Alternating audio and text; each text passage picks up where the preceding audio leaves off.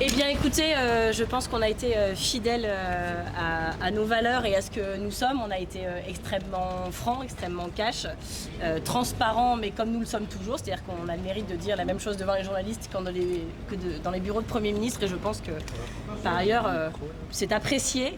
On a le mérite de la franchise et de la constance qui se perd parfois en politique. Donc on a beaucoup parlé des valeurs, de notre inquiétude pour le pays, de voir voilà, notamment la notion même de front républicain abîmé, etc. Tout ce que cela signifiait, tous les dangers que ça représentait dans le pays. Je dois vous dire que quand on voit dans une interview du Premier ministre beaucoup d'arguments pour expliquer à quel point c'est très important qu'il reçoive le Rassemblement national parce qu'il représente des électeurs et donc des Français, mais dans la même interview expliquer qu'il n'y a que 3 partis républicains à gauche et que la France insoumise n'en fait pas partie, c'est-à-dire qu'il donne dans cette interview, sans aller plus en détail, un bon point au RN et un mauvais à l'AFI, c'est même plus un signe égal, c'est un signe qui indique une forme de préférence. Ça nous a beaucoup choqués tous et donc nous lui avons rappelé que derrière chaque député RN se cache certes il ne se cache pas d'ailleurs des électeurs RN, mais que derrière chaque député insoumis se trouvent non seulement des électeurs insoumis dont on ne voit pas bien pourquoi ils devraient être moins bien traités, moins bien respectés par la République que des électeurs RN, mais aussi des électeurs écologistes, communistes, socialistes, centristes, et même de droite, puisque certains ont la bonne idée, et on les en remercie, de participer au Front républicain avec nous. Et donc, quand on est Premier ministre de ce pays, on ne peut pas s'exprimer comme ça sur des partis qui sont représentés à l'Assemblée nationale et que nous respectons et avec lesquels nous travaillons. Cela étant dit, sur le fond, on a abordé énormément de sujets. Évidemment que le sujet avec lequel nous on vient et dont on sait que personne ne l'abordera si nous ne le faisons pas, c'est les sujets environnementaux. Vous savez que le réseau Action Climat a listé 43 reculs environnementaux majeurs depuis le début de l'année, alors que nous ne sommes que le 15 septembre et que ça, à un moment, c'est affolant, y compris les milieux économiques s'en inquiètent parce que des grands entrepreneurs dans certaines filières ne savent plus quoi faire, comment avancer, comment se projeter. Donc nous avons été très clairs et très longs sur ces sujets. On a évidemment parlé de la justice sociale et de la justice fiscale. On vous rappelle quand même que les écologistes ont porté à l'Assemblée nationale, dans la niche écologiste avec Eva Sass et Clémentine Autain, la fameuse taxe Zuckman, dont maintenant tout le monde nous explique que c'était leur idée. C'est très bien, c'est libre de droit du moment qu'on fait avancer le sujet, mais nous l'avions mise dans notre niche et fait adopter. Et aujourd'hui, on voit que 86% des Français y sont favorables, mais c'est très intéressant, 92% des électeurs de Renaissance y sont favorables. 92% des électeurs de Renaissance sont favorables à cette mesure. Et donc ce que l'on demande, c'est que l'on arrête de trouver plein d'excuses aux ultra-riches, parce que j'entends depuis des jours « Ah mais les pauvres, comment ils vont faire s'ils ont envie de quitter le pays, leurs biens professionnels, c'est des biens professionnels ». Je n'ai jamais entendu ces mêmes éditorialistes et ces mêmes politiques s'inquiéter de comment allaient faire les chômeurs quand on coupait leurs droits, ou les bénéficiaires de l'APL quand on leur allait retirer 5 € par mois. Donc à un moment, tout ça est indécent. On parle de personnes dont le patrimoine a été multiplié par 3 en 10 ans. Et donc, tout va bien pour eux. Et leur patrimoine leur apporte 10% par an. Donc quand on en taxe 2%, il leur en reste un certain nombre en plus et tout va bien se passer. Donc ça, c'est des choses sur lesquelles nous avons beaucoup insisté et sur lesquelles nous attendrons des réponses fermes, que pour tout vous dire, nous n'avons pas eu aujourd'hui, parce que je pense que M. Lecornu, n'est pas prêt, il vient d'arriver, il a beaucoup de rendez-vous privés avec Bercy, etc. Deuxièmement, il est en train de consulter tout le monde. Donc on n'a pas eu de réponse très claire, mais nous, nos arguments l'ont été. On a évidemment parlé beaucoup des collectivités locales, beaucoup abordé évidemment du côté du Sénat, parce que c'est un sujet qui touche à la fin tous les Français, même ceux qui ne s'intéressent pas forcément au sujet, sont à la fin impactés dans leur quotidien, parce que la décentralisation promise par Emmanuel Macron en 2017 n'a pas eu lieu.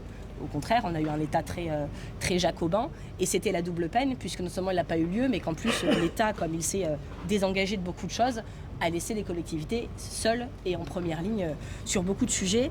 Et puis on a parlé démocratie, parce qu'on voit bien que le lien de confiance et la nomination de M. Lecornu n'y est pas étrangère, cette énième nomination contre le résultat des urnes, le lien de confiance entre les Français et ceux qui nous gouvernent est déjà très abîmé, mais on est au bord de la crise de nerfs et de la rupture en réalité. Donc voilà, on sera nombreux dans la rue demain pour toutes les raisons que je viens de citer. Je dis quand même un petit mot sur le Mercosur aussi qui est abordé, mais je pense que ce sera abordé, parce qu'on voit bien que même sur les promesses auxquelles ces gouvernements s'étaient accrochés, et le Mercosur est un exemple, allez-y, le président de la République avait été extrêmement expansif, extrêmement, y compris même peut-être viriliste sur le sujet en disant jamais, etc. Et puis là, ils se sont complètement couchés, sans aucune explication. Et les premiers à qui ils devaient cette explication, c'était les agriculteurs. Donc nous le disons depuis des décennies, nous avons une position constante sur le sujet. Nous ne voulons pas et nous ne voudrons jamais que les agriculteurs français soient la variable d'ajustement des traités de libre-échange et des profits d'autres secteurs. Nous l'avons toujours dit et donc certains essayent d'organiser une petite bagarre entre les agriculteurs et les écologistes. La réalité, c'est que sur ce sujet du Mercosur, comme sur d'autres, l'artificialisation des sols, les produits locaux dans les cantines ou des revenus justes pour les agriculteurs, nous sommes à la fin souvent très seuls à nous battre. Et donc, ce sujet du Mercosur, nous continuerons de le porter contre vents et marées en leur mettant la pression sur ce sujet-là comme sur tous les autres que je viens de citer. Et je laisse la parole à Cyril Chatelain. Eh bien, il y avait dans ce rendez-vous un air de déjà-vu. Nous avions fait les rendez-vous avec Elisabeth Borne, nous avons fait les rendez-vous avec Gabriel Attal, avec Michel Barnier, puis avec François Bayrou. Eh bien, finalement, c'est toujours la même politique, les visages changent, mais la ligne politique reste. Nous avons dit au Premier ministre ce que nous souhaitions en tant que groupe écologiste et social. Marine Tondelier l'a dit, c'est déjà de la justice fiscale et de la justice sociale. Ce budget qui demande des efforts toujours aux mêmes et qui refuse d'aller finalement par l'impôt faire contribuer les ultra-riches, ce n'est pas possible. Il faut revenir à une logique de partage des richesses. La deuxième chose, c'est l'ambition écologique. Ça suffit les lois obscurantistes comme la loi du plomb. Il faut non seulement revenir sur les reculs environnementaux, la loi du plomb, c'est stop. La fragilisation des financements des énergies renouvelables, c'est stop. On doit revenir sur une politique ambitieuse en termes de rénovation thermique. Et enfin, on doit avoir un État qui redevient planificateur en question écologique. Il est temps que l'État, par son investissement, par les règles qu'il pose, favorise une transition écologique ambitieuse. Et le dernier point, c'est l'état de droit. Soyons extrêmement clairs, nous ne cautionnerons jamais une politique qui soit repose sur un discours raciste comme peut avoir Bruno Retailleau, soit qui fait des textes de loi qui visent à affaiblir le droit des migrants. C'est trois piliers qui pour nous sont indispensables et qui doivent marquer une rupture. Alors face à nous, nous avons eu un Premier ministre qui très clairement se débat entre des contraintes extrêmement complexes. Il a un socle gouvernemental à l'Assemblée nationale extrêmement divisé. Rappelons quand même que 24 députés LR n'ont pas voté la confiance, donc il a quand même un socle parlementaire faible à l'Assemblée nationale, qu'on voit bien qu'il est toujours prisonnier du logiciel macroniste. Donc voilà, il essaye finalement un peu de faire rentrer des ronds dans des carrés. Donc la question pour nous elle est simple, il n'y a eu aucune raison à ce stade de ne pas censurer. Et donc c'est soit Sébastien Lecornu renverse la table, soit il sera renversé. Guillaume Gontard pour le Sénat. Oui, un peu l'impression quand même d'un jour sans fin. C'est-à-dire que les ministres et les premiers ministres se succèdent, ça a été dit. François Bayrou, Michel Barnier, aujourd'hui Sébastien Lecornu. Et en réalité, moi j'ai juste une seule question, c'est qu'est-ce qui changerait en fait ? Qu'est-ce qui ferait qu'en fait il n'arrive pas la même chose à Sébastien Lecornu qu'il est arrivé à Michel Barnier et à François Bayrou ? Parce que tout simplement, si on ne change pas, si on ne change pas de politique, si effectivement s'il n'y a pas au moins un bouger politique, une rupture, eh bien on se retrouvera évidemment dans la même situation. Et c'est vrai que dans la discussion que nous avons pu avoir, pour l'instant nous n'avons décelé aucune rupture. Sébastien Lecornu, dans des interviews, a parlé effectivement de renverser la table. Nous attendons encore. En tout cas, pour l'instant, la table est bien en place et on a plutôt eu l'impression qu'il souhaitait la garder de la même manière. Ses relations avec les LR, avec Bruno Retailleau, il n'a pas semblé avoir de bouger et de rester de toute façon toujours dans les griffes des LR et dans cette même politique. Et de toute façon, Sébastien Lecornu parce qu'il est en fait, parce qu'il représente, c'est quand même le fidèle parmi les fidèles. Celui qui a participé à l'ensemble des gouvernements d'Emmanuel Macron depuis le début, donc en fait qui est garant de la politique d'Emmanuel Macron et donc qui sera garant de la poursuite de cette politique, pourtant cette politique qui a des conséquences dévastatrices. Et on le voit, on est dans un pays où le nombre de pauvres n'a jamais été aussi haut, de plus 9 millions de pauvres, les inégalités qui se creusent, et donc s'il n'y a pas une réaction, et une réaction très forte, et c'est ce qu'on lui a dit, je dirais très fermement, à un moment donné, la question, oui, de la justice fiscale, la question de l'égalité dans notre pays, la question de cette colère, et de cette colère qui monte. On a des manifestations qui auront lieu demain, mais on la sent, cette colère. Pourquoi ? Parce que les citoyennes, les citoyens voient bien que c'est plus possible d'avoir ces inégalités face à nous, qui a besoin d'un changement politique, qui a besoin d'une réaction politique. Et aujourd'hui, ce qu'on peut dire, c'est que cette réaction politique, en tout cas, on ne l'a pas vue dans le discours. Sébastien Lecornu vient d'arriver, on va lui laisser, on va attendre qu'il nous fasse ses déclarations. On attendra évidemment sa déclaration de politique générale, mais je dirais qu'à la sortie, je reste très inquiet, particulièrement inquiet, parce que je pense que le Premier ministre, comme les précédents et comme le Président de la République, n'ont pas pris la mesure de ce qui était en train de se passer dans notre pays et de l'attente des Françaises et des Français. David Cameron pour le Parlement européen. Écoutez, merci d'être là. En quelques mots, j'étais heureux de pouvoir parler d'un certain nombre de dossiers européens. Marine Tondelier en a dit un mot, en une phrase. La France est en train d'abandonner en rase campagne, si j'ose dire, ses paysannes et ses paysans. Emmanuel Macron avait mené la charge contre ce traité indigne du Mercosur qui soumettent nos agriculteurs à une concurrence déloyale. Et il est en train de lâcher, il est en train d'abandonner en faisant miroiter des clauses qui seraient dérogatives, qui n'existent pas dans le traité tel qu'il est validé. Et donc là, il y a un mouvement très fort qui va se lancer d'ici la fin du mois pour obtenir la fin de cet accord de Mercosur, qu'il ne soit pas ratifié. C'est le Conseil, dans les semaines, dans les mois qui dit le Conseil européen qui va devoir voter là-dessus. La France doit dire très clairement, le gouvernement français doit dire très clairement qu'il n'y aura pas de Mercosur. Deuxième sujet, la souveraineté numérique. Vous savez, nous sommes en proie à une attaque impérialiste de la part de géants de la tech, qu'ils soient américains ou chinois, contre notre souveraineté européenne. Et là aussi, la France doit être extrêmement solide sur la protection de nos principes, de nos standards démocratiques par rapport à cette menace d'ingérence. Ce sont les gros sujets aujourd'hui qui sont autour de la table. Et puis un dernier point, c'est qu'à cause de la France, ce week-end, le Conseil des ministres de l'Environnement se réunissent et ils devaient arrêter une position sur les objectifs climatiques en 2040 pour pouvoir les défendre à la prochaine COP au Brésil. À cause de la France, ce n'est pas ce Conseil des ministres de l'Environnement européen qui vont décider, c'est les chefs d'État et de gouvernement. Et ce qui change, c'est qu'au niveau des chefs d'État et de gouvernement, il faut l'unanimité. Et donc avec la Hongrie, à cause de la France, il n'y aura pas de position européenne sur les objectifs climatiques en 2040. Il y a là aussi une forme de trahison par rapport à ce que Emmanuel Macron se préconisait de faire en matière d'environnement. Donc voilà, l'agenda européen il est extrêmement chargé et on a pu en faire part au nouveau Premier ministre. Marine Tondelier, est-ce que vous avez l'impression que le Premier ministre est prêt à faire un pas sur la justice fiscale, par exemple ? On sent qu'il est en train aujourd'hui d'essayer de résoudre une équation et qu'aujourd'hui il n'arrive pas à boucler son équation. Donc ça, on le sent. Ce qu'on sent, c'est peut-être des intentions, mais on sait ce qu'il nous dit quand on est, nous, avec lui. C'est un fin politicien.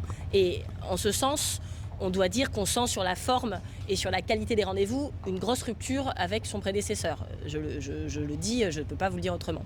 Mais voilà, il ne suffit pas d'être fin politicien. Ce qui compte à la fin, c'est la ligne et les actes. Et vous voyez bien que s'il a été nommé, lui, Premier ministre, c'est pour continuer la politique d'Emmanuel Macron. Si Emmanuel Macron avait voulu une rupture politique, il nous aurait nommé nous. Et je vais vous dire, il a fait son choix et c'est maintenant leur sujet. Nous aurions pu être nommés et vous auriez pu nous poser toutes les questions que vous vouliez sur quel compromis êtes-vous prêt à faire, etc. Là, c'est lui qui est en situation de devoir les faire. Ce que je peux vous dire, c'est qu'il n'arrive pas à boucler son équation, mais il est en train de compter. Et je peux vous dire que chaque manifestant, demain, va compter. Parce que demain, on nous annonce une très très grosse mobilisation. J'ai vu passer des chiffres qui avoisinent les chiffres des manifestations retraite de 2023, qui étaient elles-mêmes des records en la matière. Et donc je le dis aux Françaises et aux Français qui nous écoutent, s'ils hésitaient à y aller, s'ils se disaient à quoi bon, je leur dis, demain, chaque Française et chaque Français dans la rue, en grève, en train de manifester, en train de se battre pour ses droits, va compter. C'est le moment de jouer là. Et donc, soit Monsieur Lecornu écoute et s'adapte, soit il sera renversé. Et dans ces cas-là, on se reproposera. Mais voyez, il n'y aura pas de sortie de crise politique dans ce pays sans justice sociale et sans justice environnementale. Je ne sais pas comment vous le dire autrement. Ça fait 3 fois qu'on démontre que les mêmes causes entraînent les mêmes conséquences. Et donc M. Lecornu peut dire ce qu'il veut. On sait avec qui il est en train de composer aujourd'hui un gouvernement. Et puisque les mêmes vont rester peu ou prou au même endroit, à part lui qui a changé d'adresse, on sait bien, quand les gens acceptent de garder un ministère, ils négocient le poste, ils négocient aussi la ligne politique.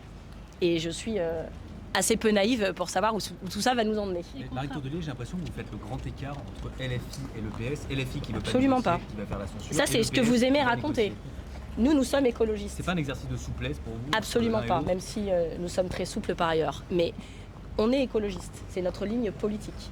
Notre ligne stratégique, c'est que nous sommes antifascistes.